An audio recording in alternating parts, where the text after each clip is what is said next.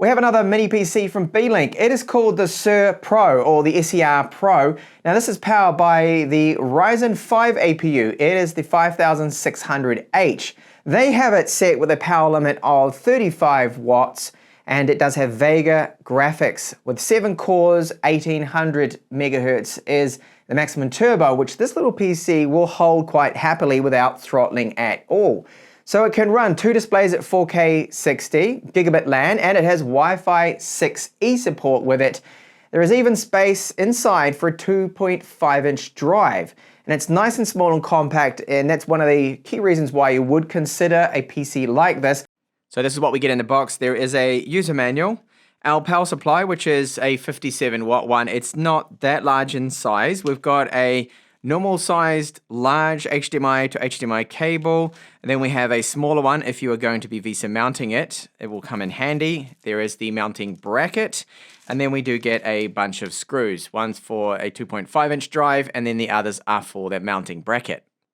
This SER Pro or SER Pro looks just like the other mini PC, so very small compact size. This part here is plastic for wireless antenna reception. We've got a metal mesh right here, intake for the fan, so all the cooler air is pulled in through the top, it's blowing out the back of it. So thickness wise, it's 42 millimeters, so that's not bad at all. It's a very short little mini PC and can see just, well, fits almost in the palm of your hand. So we have 2 HDMI 2 ports here. This is our power in, the hot air is blowing out the back, and I'll cover the thermals in this review. USB 3, USB 2, gigabit LAN. We've got another 3 USB ports right here, clear the BIOS. So this Type-C port doesn't support video out. 3.5mm with mic support, power button with a status LED. And then we do have the 2 little holes there. That's for mounting, of course, the bracket for VESA mounting this on the back of a monitor if you wanted to do so. But I'll just remove these 4 screws and we'll take a look at the internals and possible upgrades. So we have 2 sticks of 8 gigabytes. I've got the 16 gigabyte model here, Crucial RAM, 3200 megahertz. We have a Kingston NVMe drive.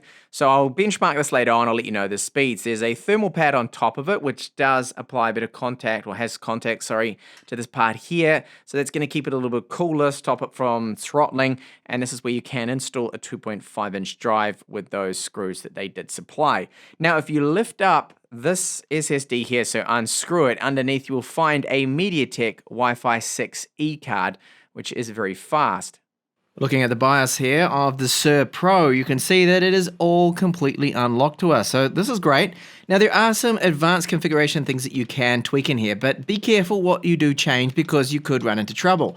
So we do have RAM disk configuration, that's an important one. And the other is this, in the AMD CBS menu, you can go along in here and change some options. So under NBIO common options, you can go along here to the graphics configuration. Now, with this graphics configuration, you can then adjust how much is dedicated to the Vega 7 graphics. So this will be under this menu here. Now, you could change it to game optimized, which I believe is 2 gigabytes if you've got 16 gigabytes of RAM installed. It'll be 4 if you've got 32, and I think that is the limit. Maybe 8 gigabytes if you've got 64, but I'm going to keep it on auto, how it is out of the box. You do also have the other one, which is SMU comment options, that you can change the system configuration. Now, it is in balance by default, and there's also auto, but I'm going to keep it in this one, which is the 35 watts. There is another way to change it, I believe under one of these other settings here, that you might be able to increase that power limit, but I'm going to go with the stock 35. This Beelink SER Pro does come with 16 gigabytes of RAM, as I showed you before, and I pointed out in the BIOS that you can actually allocate more if you wanted to, 2 gigabytes dedicated to the Vega graphics, but here it's scalable, so it will scale up, but it does have currently 600 megabytes only dedicated to it. So we have Windows 11 Pro with it. That's probably why they call it the Pro model, right? Because it has Windows 10 Pro. And that SSD that I showed you, that Kingston, it's PCI 3 spec. It's not the fastest out of the PCI 3 drives, 3.0 drives that I do test. You can see that, well, it could be a lot faster. Both of these sequential reads and writes could be around the 3000 megabytes mark, but hey, that's still a lot faster than SATA 3. And you can expand upon the storage, add yourself a 2.5-inch SSD or spindle hard drive to really boost the storage.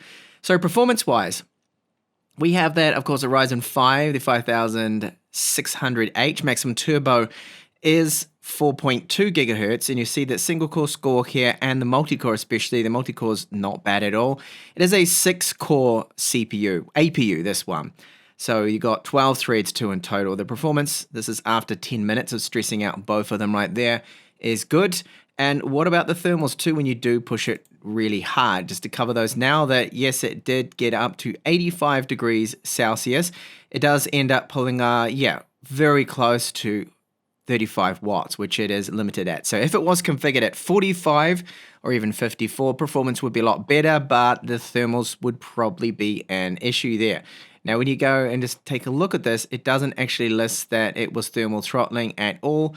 So that is a positive. A couple of other synthetic benchmarks, well, just one here actually, is this Geekbench 5. You can see that it is single core, a little bit weaker there than the Intel counterparts, but for a 6-core chip, multi-core score is great. Again, the 35 watt power limit is limiting it a little bit there on what we could actually get out of this particular APU here. So if you take a look at the device manager, which, hang on, I'll just open that up right now, you'll see that we've got that MediaTek chipset for the wireless.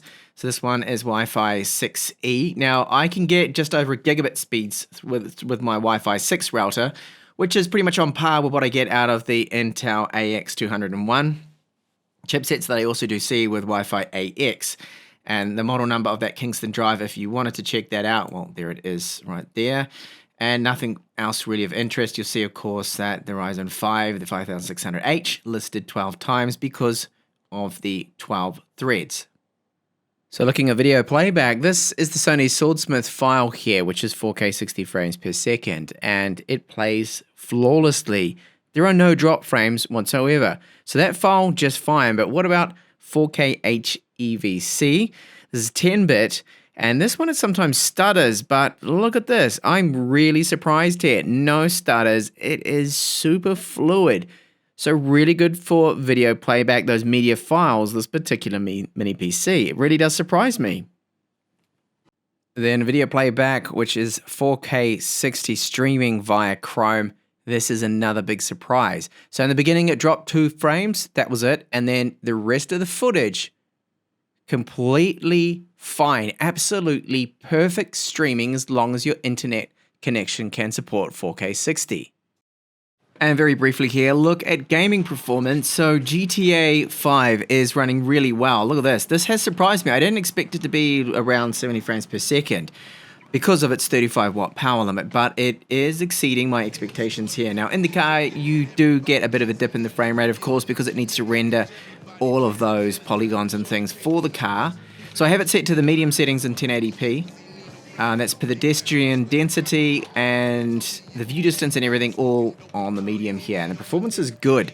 So it's showing me that it's performing pretty much as any other Vega with the 7 cores here, Vega graphics would, around 70 frames per second. And it is holding, this is the important thing, that turbo there of the 1800 megahertz. It's holding the correct clock speed, and there really are no throttling issues at all. I am surprised here because it is getting up to 81 degrees, but it's not throttling down. It is keeping that GPU performance, which is great.